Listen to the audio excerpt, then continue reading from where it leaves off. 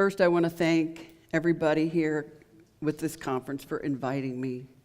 This place has a special meaning for me. This was one of the first places I ever came and spoke publicly. And my whole family came from Indiana to support me when I was here. And some of them are gone now, so it means a lot to me. It means a lot to me to be here for the 30th anniversary. I think this is one of the best conferences ever. And I'm just so happy to be here, and I'm grateful, and I thank you. And I'm nervous. I'll get better, I promise. As I go on, I'll be better.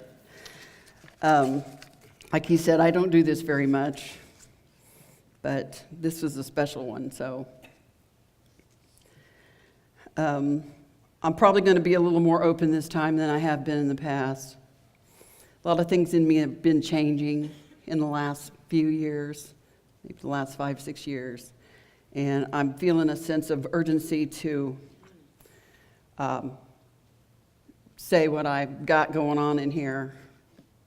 From the time I was born and when I was a little kid growing up, there's not really been anything normal about me or my family, but I never realized that the whole time I was growing up. I just assumed that it was normal because everybody else, in my family was like that.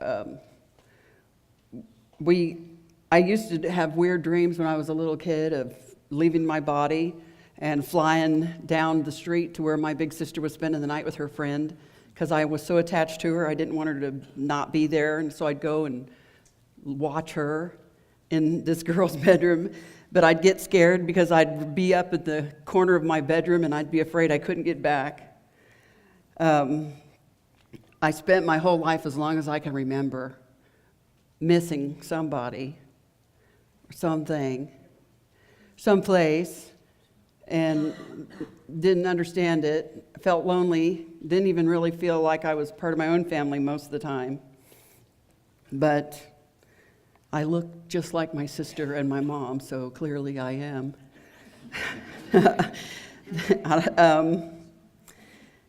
That I also thought all these feelings were normal until I got into school and started to meet other kids and started to talk and quickly realized it really wasn't that normal. So I learned quickly how to keep my mouth shut. Even my birth is weird in a little bit of a way because my mom had my sister, and then she tried to have kids for 11 years, and nothing happened.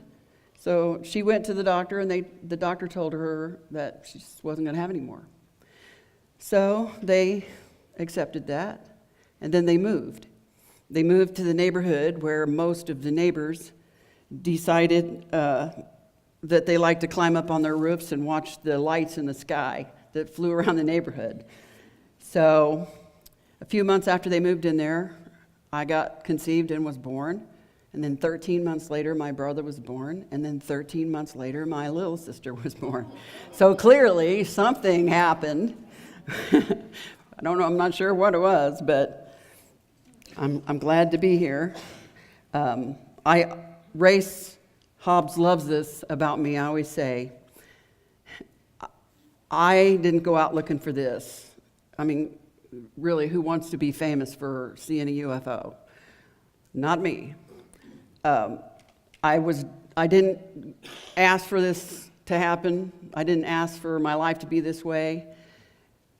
But it was. So I'm basically now at my age, I'm beginning to think that I